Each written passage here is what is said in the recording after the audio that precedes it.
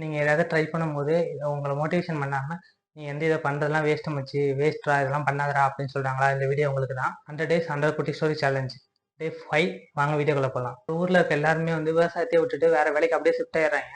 இல்லை ஒரே ஒரு தாத்தா மட்டும் இந்த இடத்துல நான் விவசாயம் பண்ணி நான் இந்த இடத்துல செழிப்பாக்கி காட்டுறதா அப்படின்னு சொல்லிட்டு பெட் மாதிரி வச்சு அவர் இது பண்ணுறாரு.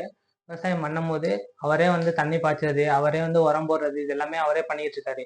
ஏன்னா இங்க இருக்க மண் எல்லாமே செழிப்பான மண் இல்லை அப்படின்னு சொல்லிட்டு ஊர் மக்கள்லாம் சொல்லிடுவாங்க.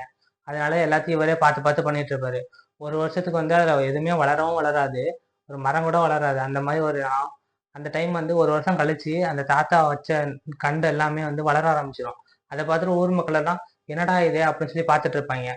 இதே மாதிரி தாங்க நீங்க எது பண்ணாலுமே உங்களை குறை சொல்லிட்டு இருப்பாங்க. ஃபர்ஸ்ட் நீங்க ப்ராக்டிஸ் பண்ணி அதை நீங்க உங்களோட அச்சீவ்மெண்ட் நீங்க பில்ட் பண்ணிட்டீங்க அப்படின்னா அவங்க வீட்டில் இருக்கவங்களே சொல்லுவாங்க, அங்க பாத்தியா அந்த பையன் எப்படி டெவலப் ஆயிட்டான். நீங்க ஒரு விஷயம் ட்ரை பண்றீங்க அப்படின்னா நீங்க அப்படியே க்ரோ பண்ணிக்கிட்டே போங்க. உங்களால க்ரோ பண்ண முடியல அப்படின்னாலுமே முடிஞ்ச வரைக்கும் ட்ரை பண்ணிக்கிட்டே இருங்க, விட்டு கொடுக்காதீங்க. அதே மாதிரி தாங்க லைஃப்லையும்